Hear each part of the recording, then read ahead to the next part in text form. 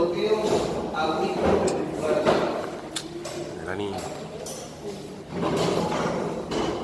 Ya en la clase anterior hablamos de los bloqueos ventriculares, ¿cierto? Nosotros hablamos de los bloqueos ventriculares la vez pasada. Ahora vamos a hablar de los bloqueos auriculoventriculares. Yo les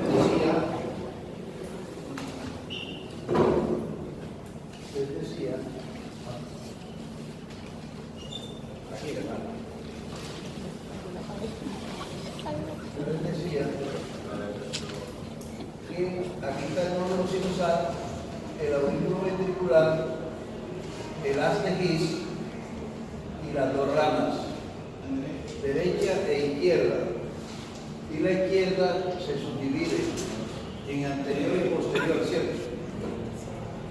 Que si el bloqueo es en esta rama, es bloqueo completo. Si es acá, es bloqueo completo. Si es aquí, es el bloqueo. Si es acá, es el bloqueo. ¿Entendieron eso? Listo. Ahora vamos a hablar de los bloqueos auriculoventricular. O sea, si hay un trastorno aquí, te puede hacer que la conducción sea lenta. Ustedes saben que el PR mide ¿cuánto? ¿Cuánto mide? 0,12 a 0,20, ¿cierto? Entonces, cuando hay un problema aquí en el nódulo sinusal, o cuando la conducción es lenta y se prolonga en PR, ya se convierte en un bloqueo auriculoventricular. O sea, el detalle está de aquí a aquí. Si hay una esclerosis aquí en el nódulo, ya hay un enrojecimiento o hay un problema en la conducción auriculoventricular. Por eso lo que pasa desde aquí a aquí corresponde a los bloqueos auriculoventricular si la conducción es mayor de 0,12 a 0,20, ¿cierto? Sí. Pues si es mayor de 0,20, se presentan los bloqueos auriculoventriculares.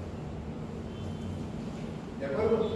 Entonces, ese es un criterio para saber cuándo hay un bloqueo auriculoventricular. Fíjense que hay bloqueos ventriculares que fueron los que vimos la vez pasada. ¿Cuáles son los bloqueos ventriculares? Bloqueo completo de rama derecha y bloqueo completo de rama izquierda. Cuando el bloqueo es aquí, se da el bloqueo completo de rama derecha. Y si es aquí, el bloqueo completo de rama izquierda. Si es aquí, el bloqueo antero superior izquierdo. Y aquí, el posterior inferior izquierdo. Pero cuando el problema está aquí, del nódulo sinusal al auriculoventricular, puede darse los bloqueos auriculoventriculares. Pero cuando la conducción, que siendo normal de 0,12 a 0,20, supere al 0,20. Porque si es inferior a 0,12, se presentan los síndromes de precipitación que lo vamos a ver hoy. Es el Wolff Parkinson White y el Bennett-Gardner. Pero ahora en este momento vamos a ver cuando el PR es mayor de 0,20, ya es un criterio de bloqueo auriculoventricular. Entonces, ahí dice, ¿qué es un bloqueo auriculoventricular? Son retrasos o interrupciones de la conducción desde las aurículas a los ventrículos. O sea, desde aquí hasta aquí. Si hay un retraso en la conducción, entonces va a ser mayor de 0,20 la conducción de ellos, si se retrasa. Entonces, ese es el concepto de bloqueo auriculoventricular. ¿Cuáles son las posibles causas? Uno, si hay una degeneración de la vía de conducción. La vía de conducción es esta. Esta es la vía de conducción auriculoventricular. Si aquí hay un problema, la conducción se retrasará y el tiempo va a ser mayor. Cuando hay un aumento del periodo refractario, cuando arrancó el impulso, no puede haber otro impulso simultáneo. Entonces, cuando se aumenta el periodo refractario, en alguna parte de la vía de conducción, o sea, el nódulo sinusal, la aurícula ventricular, no permite que el paso de frecuencia cardíaca sea demasiado alta, como por ejemplo el aleteo auricular. El aleteo auricular es una arritmia cardíaca que es un desorden en el ritmo, y ese es un ejemplo de bloqueo auricular. Cuando hay una inflamación del pericardio, cuando hay una intoxicación digitálica, cuando un paciente tiene una enfermedad coronaria, cuando hay una enfermedad de Chagas, cuando el paciente se está tratando con betabloqueadores, con calcio antagonista, como el verapamilo, el angiodipino, o antiarrítmicos como la miodarona, todos estos son causas de bloqueos aurículos ventriculares. ¿De acuerdo? Entonces, allí ustedes tienen cuál es el concepto de bloqueo auriculoventricular. Son retrasos o interrupciones de la conducción desde las aurículas a los ventrículos, del nódulo sinusal al aurículo ventricular. ¿Y cuáles son las posibles causas dentro de otras? Cuando hay una esclerosis o una degeneración de la conducción. Cuando hay un aumento del periodo refractario, cuando hay una inflamación del pericardio, cuando hay una intoxicación digital, cuando hay una enfermedad coronaria, cuando se padece de enfermedad de Chagas, cuando el paciente está en tratamiento con betabloqueadores, con calcio antagonista o con antiarrítmicos. Todas esas son posibles causas de que un paciente presente bloqueos auriculoventriculares. O sea, que haya un trastorno desde el nódulo sinusal a la aurícula. Y la conducción sea mayor de 0,20 segundos. Porque si es menor de 0,12 segundos, ya se conoce otro tipo de trastorno que se llama síndrome de preexcitación. Entonces, ¿cuáles son los bloqueos auriculoventriculares? Los bloqueos auriculoventriculares son tres: el de primer grado, el de segundo grado y el de tercer grado. El de segundo grado se subdivide en MOVIC 1 y MOVIC 2, que ya lo vamos a ver. Entonces, ¿en qué consiste el bloqueo auriculoventricular de primer grado? Se caracteriza porque el PR es mayor de 0,20 segundos. Representa un retraso en la conducción del impulso eléctrico desde las aurículas a los ventrículos, desde el nódulo sinusal a la aurícula ventricular. Y puede darse también en fiebre reumática. ¿Qué es la fiebre reumática? ¿Qué es la fiebre reumática? Causada por el bacteriana, ¿cierto? El beta-hemolítico, ¿cierto? Del grupo A o el grupo B. Seguro, del grupo B. ¿Verdad?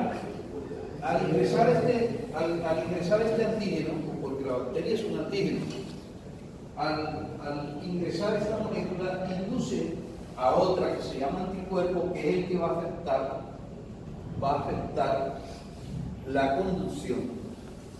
Va a afectar la conducción auriculoventricular, lo va a retrasar y puede producir un bloqueo auriculoventricular de primer grado.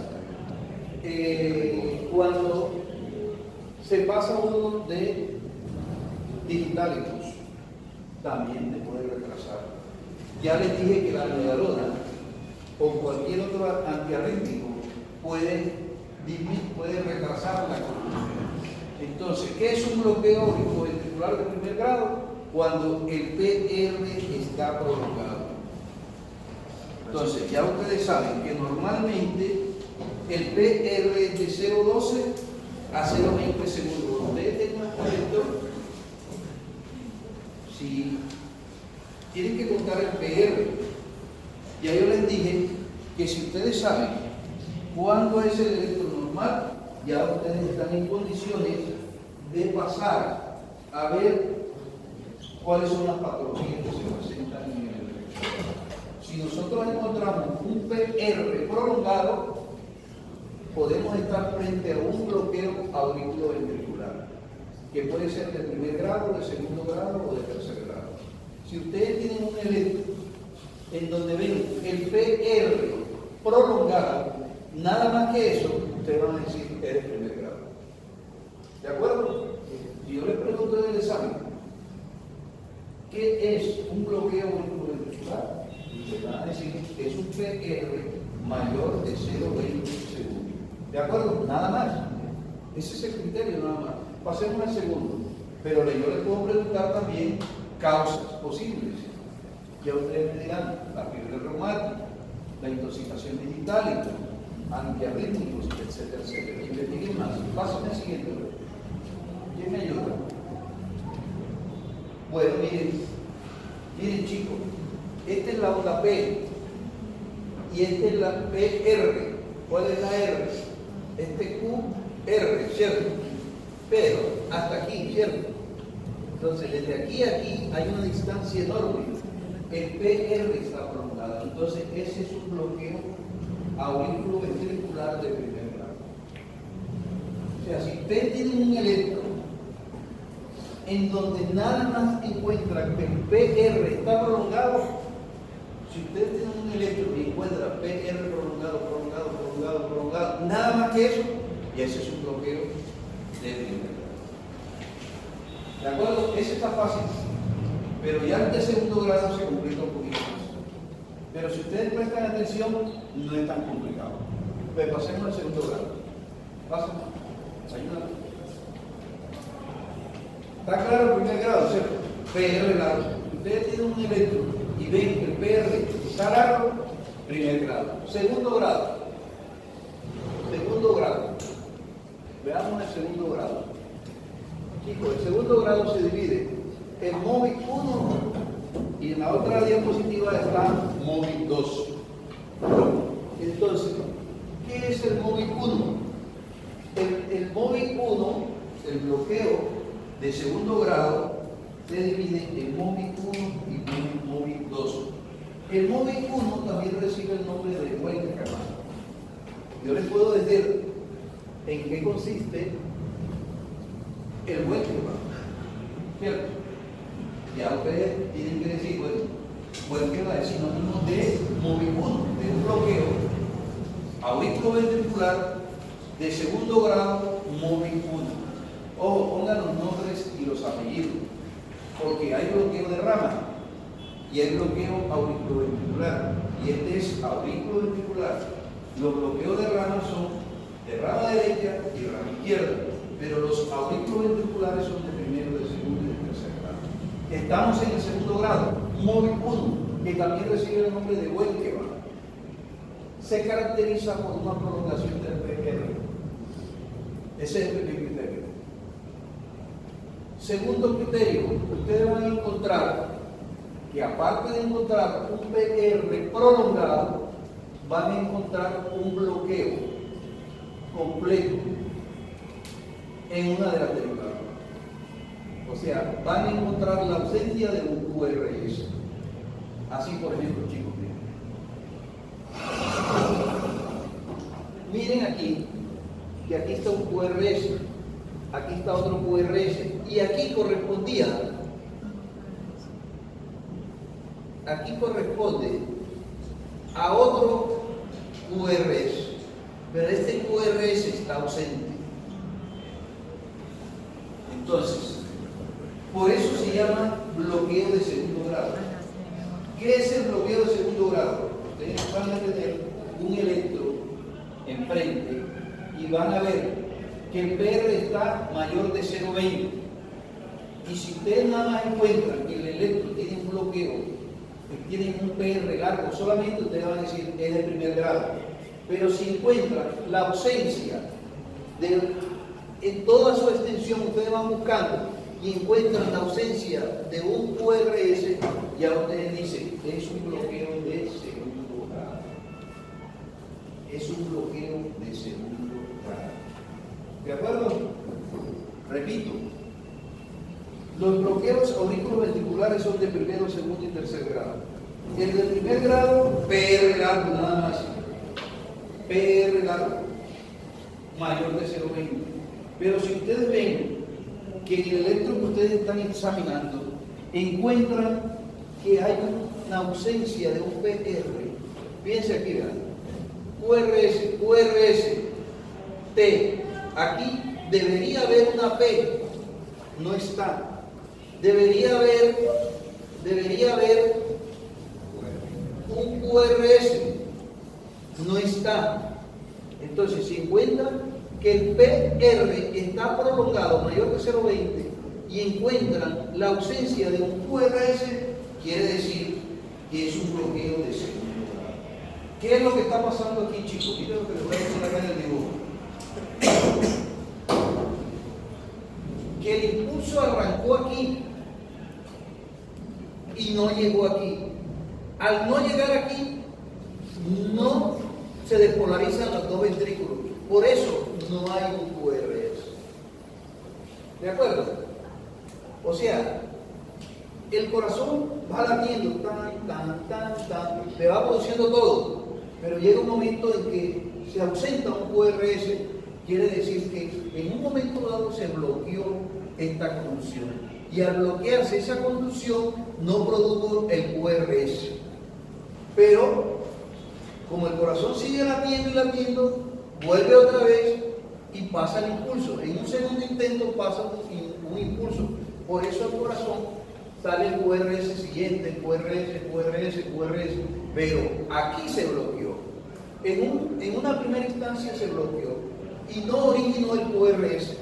A eso se le llama bloqueo auriculoventricular de segundo grado. Entonces, el bloqueo auriculoventricular de primer grado es PR largo.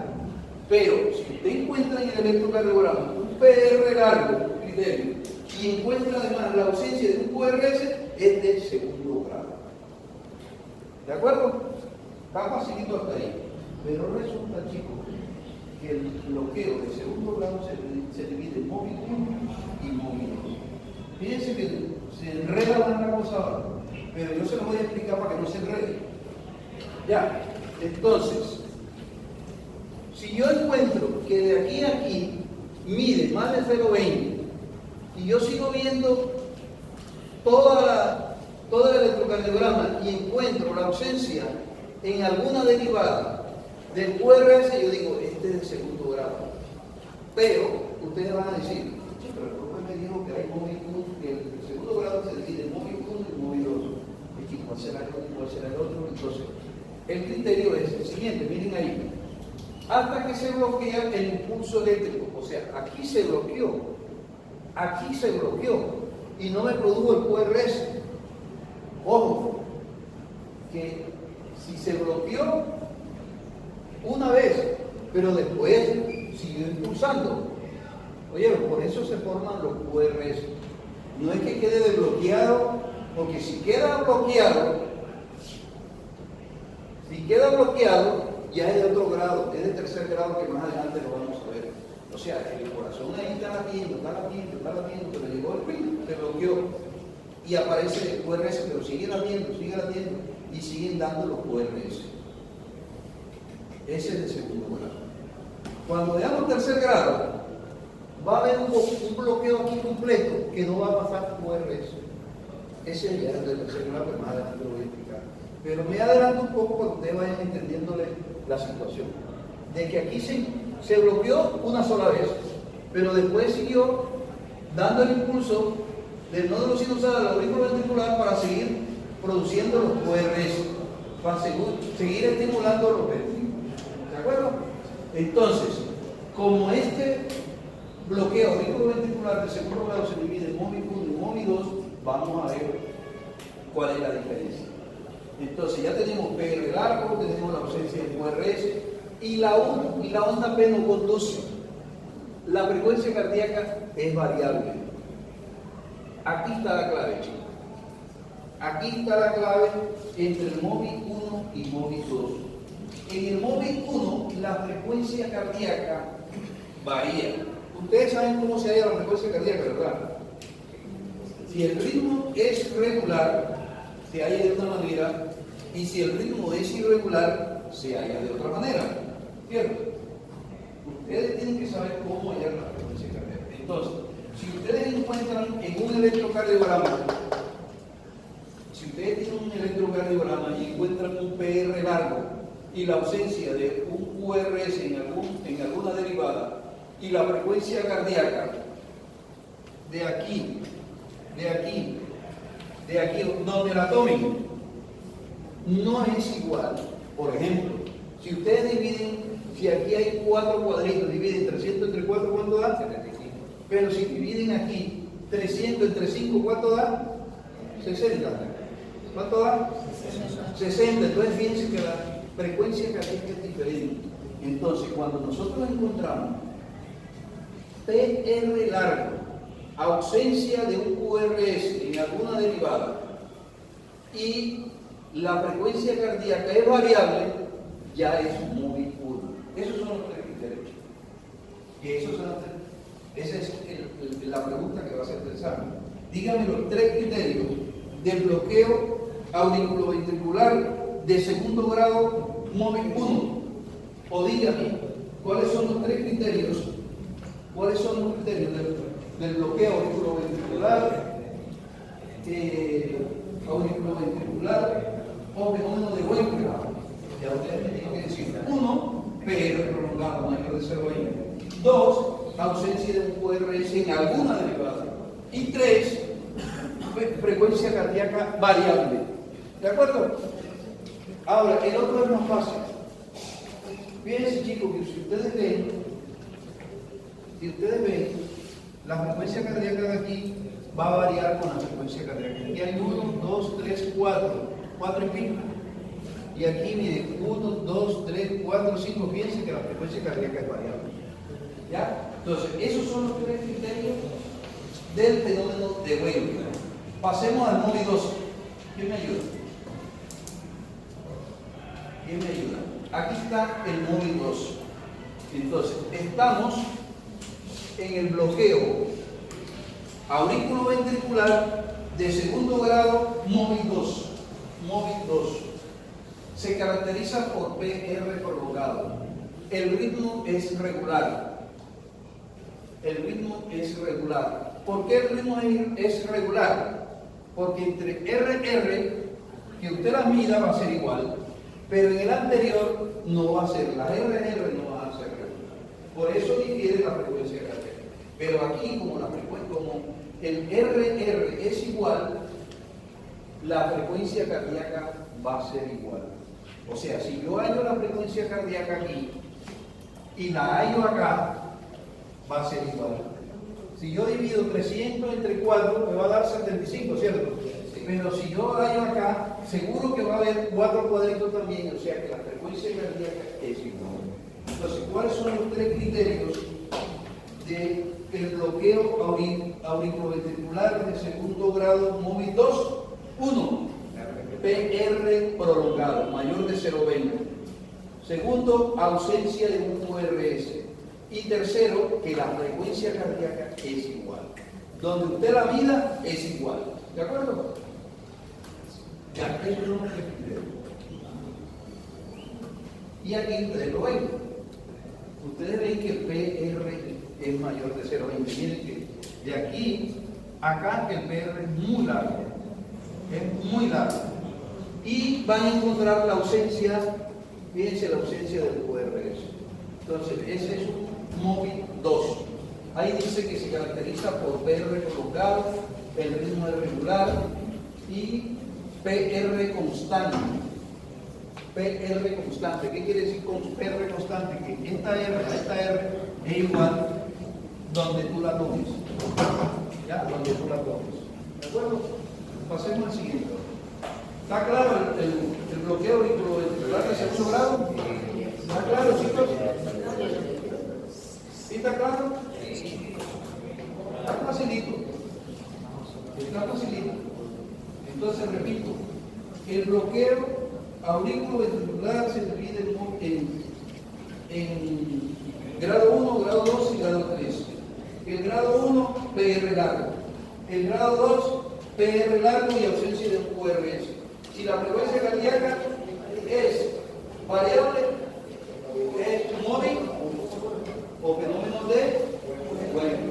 Y el móvil 2 es la frecuencia cardíaca PR largo, ausencia de un QRS y la frecuencia cardíaca constante. Es igual. ¿De acuerdo? Ahora vamos a entrar al bloqueo auriculoventricular del tercer grado.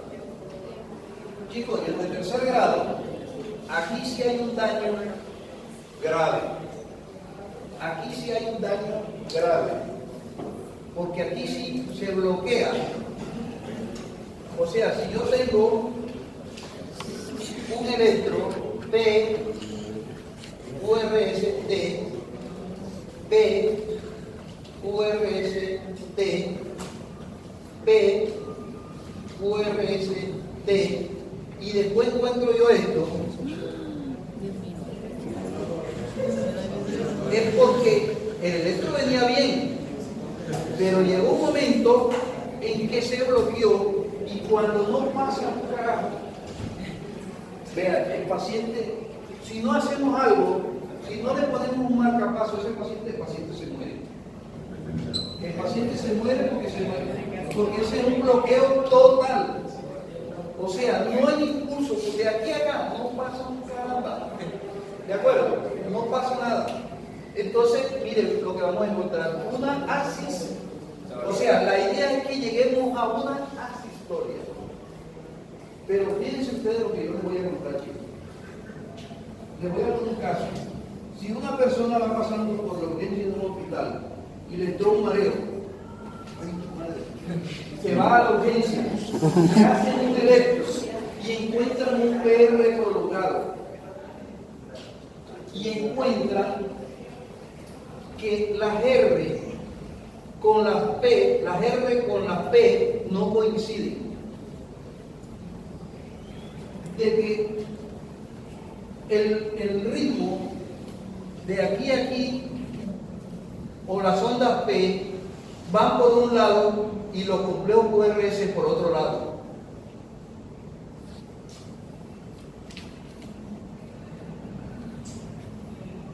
Cuando usted hace ese diagnóstico, cuando usted interpreta, para usted llegar a eso, usted tiene que saberlo. Y eso es lo que vamos a hacer ahora. Pero fíjense que a veces no es tan fácil explicarlo. Para mí no es tan fácil explicarlo, pero yo sé que sí vamos a llegar a una buena conclusión. Porque cuando un paciente se bloquea totalmente, la idea es que se va a morir. Si nadie le hace nada. Si nadie le hace nada a un paciente que tiene un bloqueo de tercer grado, se muere porque va a llegar a asistolia. Pero miren lo sabio que es el corazón. Miren lo sabio que es el corazón. Resulta que nosotros, a través de nuestro combustible, que es la glucosa, a nivel de la mitocondria produce ATP, adenosín-trifosfato. Y ese adenosín-trifosfato hace que el corazón siga latiendo. O sea que el corazón tiene dos ritmos. El corazón puede latir de dos maneras. Uno, por el sistema de conducción, y otro, por un sistema que se llama automatismo. El corazón puede latir por automatismo. Fíjense que queda como una reserva, como cuando uno lleva su carro y uno lleva la rayita esa y se acaba la rayita de combustible y uno dice, mierda, me quedé sin gasolina. Pero resulta que hay una reserva. Y uno puede llegar a uno. Aquí el corazón, cuando se bloqueó totalmente, si hubo el bloqueo, o sea que venía, el tipo venía bien, pero llegó el ping, le dio el mareo, y él va para esto, pero resulta que el organismo ya está bloqueado, pero el organismo como tiene adenosín-trifosfato, por automatismo sigue latiendo. Entonces el paciente va a presentar unos complejos QRS por acá, otro por acá, otro por acá, y le da tiempo al paciente de que lo vea un sabio Un médico que le salve la vida y le clava un marcapaso para que pueda otra vez volver a la normalidad.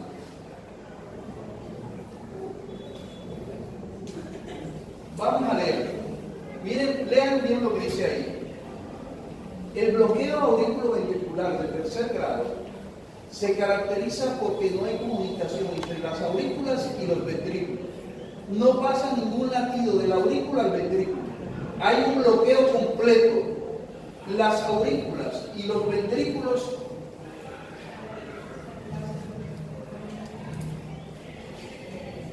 laten independientemente. En el electrocardiograma se ven las ondas P normales. El complejo QRS en general es irregular porque el ventrículo se sigue despolarizando por automatismo. Pero la frecuencia cardíaca poco a poco va cayendo. Si el ritmo es así, fíjense que la frecuencia cardíaca va cayendo hasta llegar un momento y ya se convierte en asistolia. El único que puede salvar a ese paciente es un marcapaso.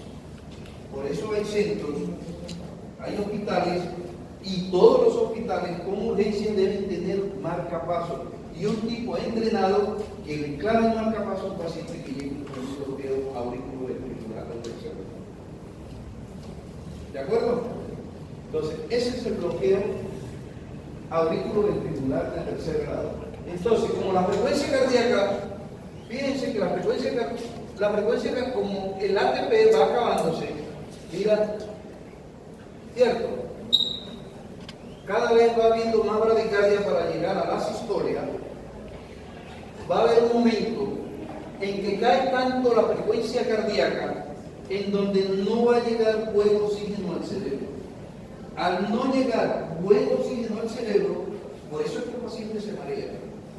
Al no llegar buen oxígeno al cerebro, cuando disminuye la circulación cerebral, se produce el fenómeno de síncope, que se recibe el nombre de Stockhausen-Hallan. ¿Ya? Entonces, el síndrome de Stockhausen-Hallan se presenta en el bloqueo auriculoventricular de tercer grado. O sea, estos pacientes, el tratamiento de este paciente es marcapaso, no hay otro. O si no, el paciente se muere porque va a ser un paro cardiorrespiratorio por una asistolia. ¿De acuerdo? ¿Está claro? Lo repetimos. Nos vamos para la cochera. Lo que pasa es el siguiente, porque ya estamos terminando. Aquí está. Fíjense que si tú mides la P y la P son iguales. La P, o sea, si tú mides con un papel, las PP son iguales. Ahí no está. Y si mides, las RR van a ser iguales también. O sea que las aurículas laten por su cuenta y los ventrículos laten por su cuenta. Porque no, la conducción aquí en este paciente no es por la conducción del nódulo sinusal al aurículo ventricular, al dermis y la torrana, sino es por automatismo. Y ese automatismo lo da el adenosín trifosfato.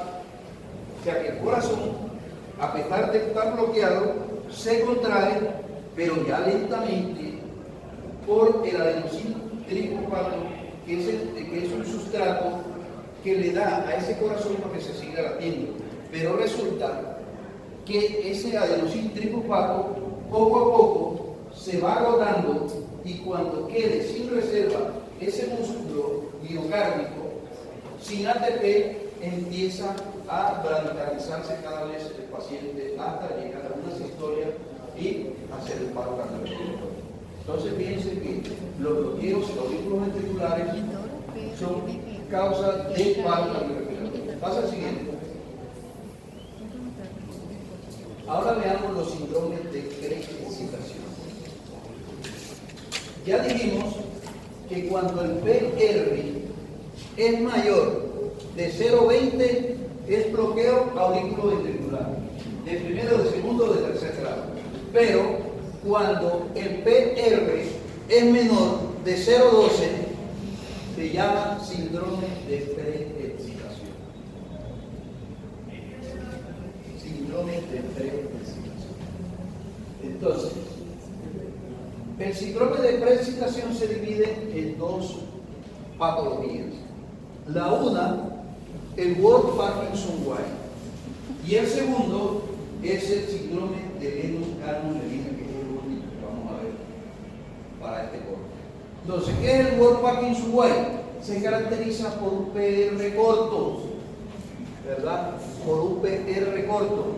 Si ustedes tienen un electro y cuentan desde donde se inicia la onda P y termina el QRS, si está menos de 0,20, ya ustedes van a decir, ese es un síndrome de preexcitación.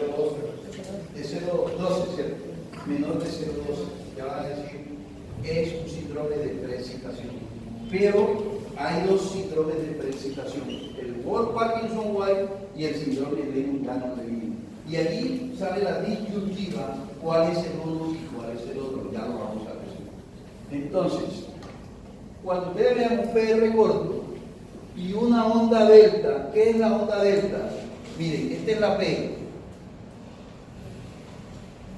y este es el QRS P, y esto debe medir de 0,12 a 0,20, ¿cierto? Hasta aquí. Pero si es menor, la P la vamos a encontrar, miren cómo vamos a encontrar la P. Miren que la R, o sea, esta P va a estar unida a la rama ascendente de la R y forma como una pancita ahí. Forma como una pancita. Entonces, a esto es lo que se le llama onda delta. Onda delta. Entonces, ¿cuáles son los dos criterios del Ward-Parkinson-White? El PR corto y la onda delta. Esta es la onda delta, ¿cierto? Que se ubica en la rama ascendente de la onda R, haciendo que el PR se acorte más. Porque, fíjense, ahí se acorta, el PR se acorta más, ¿cierto? Y el complejo QRS se ensancha. Entonces, esos serían los dos criterios para decir que es un síndrome de Ward-Parkinson-White. Yo les pregunto, en el examen, ¿cuáles son los dos criterios para saber que un electrocardiograma tenga un Ward-Parkinson-White? Usted tiene que responder PR corto y presencia de onda delta en el electrocardiograma. ¿De acuerdo? Pero mira, con el QRS no es criterio, ¿no? Se ensancha, aquí dice ensancha, si quieres escribirlo se ensancha. ¿De acuerdo? Pasa al siguiente. Pasa al siguiente. Miren chicos, miren la onda P y miren la onda delta. Fíjense que esa es la onda delta. ¿De acuerdo? La onda P y la onda delta. Esta es la onda delta. Esta es la onda delta. Miren la onda delta, que hace como una especie de una pancita. ¿Cierto? ¿Verdad? Regresa. Regresa. Entonces, el Ward-Parkinson-White es una condición en la cual existe una vía accesoria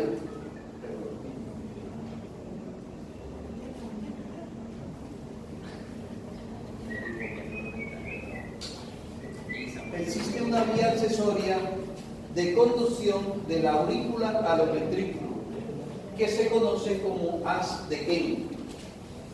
Haz de Kane. Y se encuentra en las aurículas y ventrículos.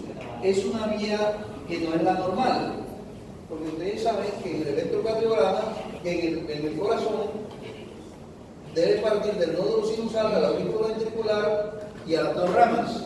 Entonces, cuando se presenta el Ward-Parkinson-White, esa conducción es anómala, que puede partir de cualquier lado y que se llama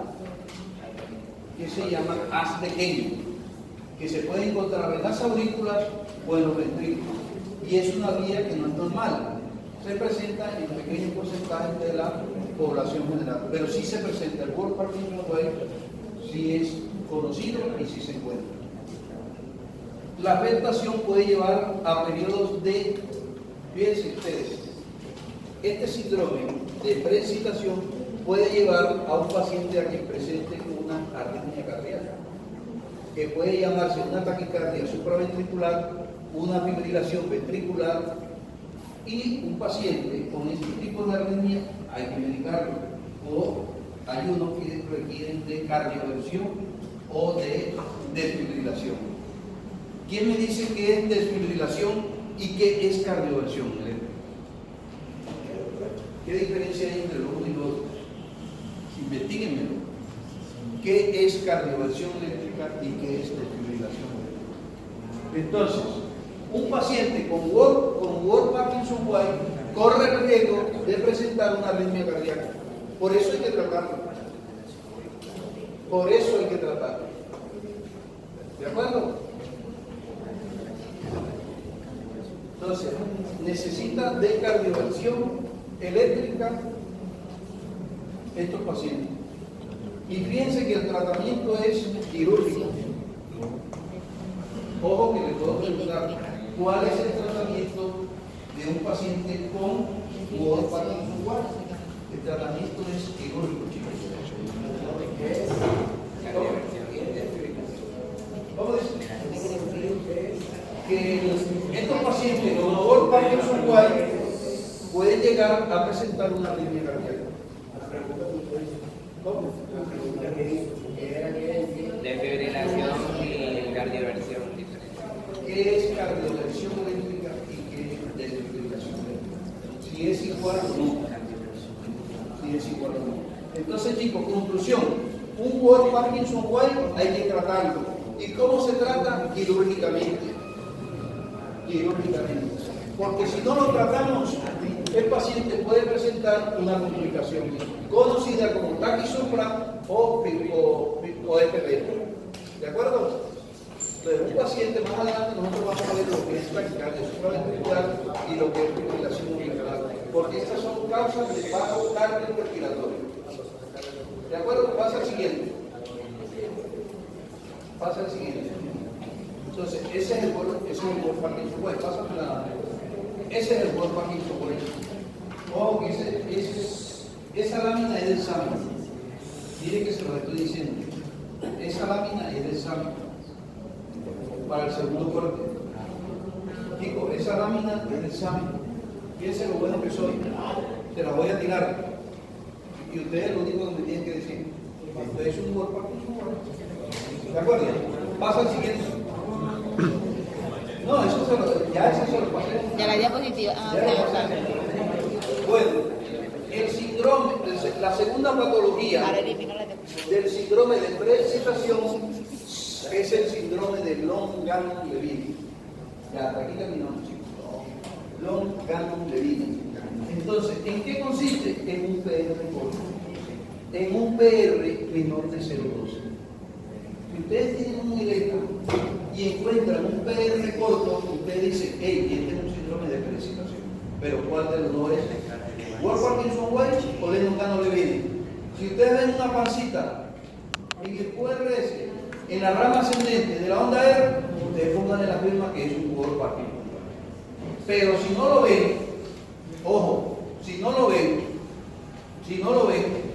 es el Long-Gannon-Levine. ¿Ya? Entonces, es un PR corto. Pásame el siguiente, ¿no? Pásame el siguiente. Fíjense dónde está la R. Miren dónde está la R y dónde está el QRS. Están pegaditos, ¿cierto? Están al pie. La P está al pie del QRS. Entonces, si usted ve un PR corto y no ve la onda delta, usted ponga la firma que es un Long-Gannon-Levine. Es más fácil todavía. ¿De acuerdo? Es más fácil todavía. Regresa. Entonces, se caracteriza el Long-Gannon-Levine, se caracteriza por PR menor de 0,12 segundos y aparición de taquicardias supraventriculares, fibrilación ventricular y flúter ventricular. está producida por una conducción anómala, por una vía eléctrica accesoria entre la aurícula y el ventrículo. Y esto también requiere tratamiento quirúrgico igual que el anterior. O sea, el tratamiento del long canal de Levine es quirúrgico igual que el anterior.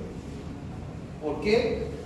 Porque si no se le hace tratamiento quirúrgico, el paciente puede presentar una taquisufra, una FA o un glúteo auricular. Y estas patologías, estas arritmias o estos trastornos de conducción pueden ser causa de paro cardiorrespiratorio.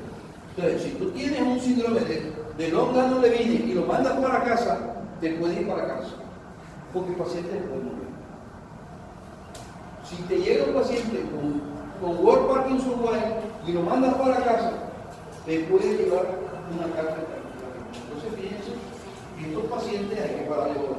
Porque estas dos patologías, estos dos síndromes de precipitación te pueden producir arritmias o trastornos del ritmo cardíaco que te pueden llevar a un paro cardiorrespiratorio, como lo vamos a ver más adelante.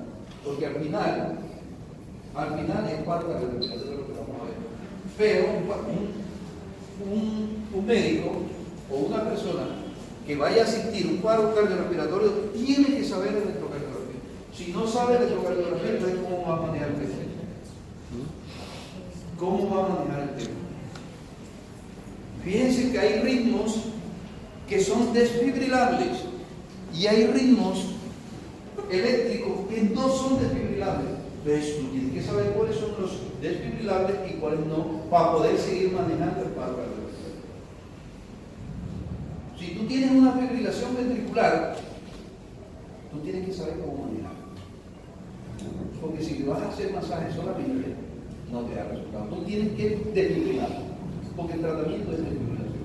Entonces, fíjense que hay unos trastornos del ritmo cardíaco que se manejan con el desfibrilador y otros que no hay que manejarlo con el desfibrilador.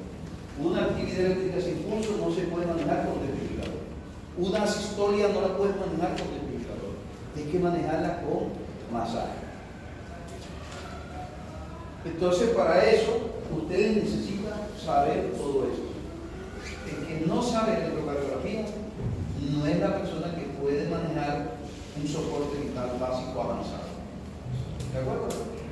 Entonces, el long canal Levine se caracteriza por presentar onda P, que no es normal, PR corto, el QRS y la onda T son normales. Bueno, chicos, hasta aquí no. Váyanse para la venga, salta.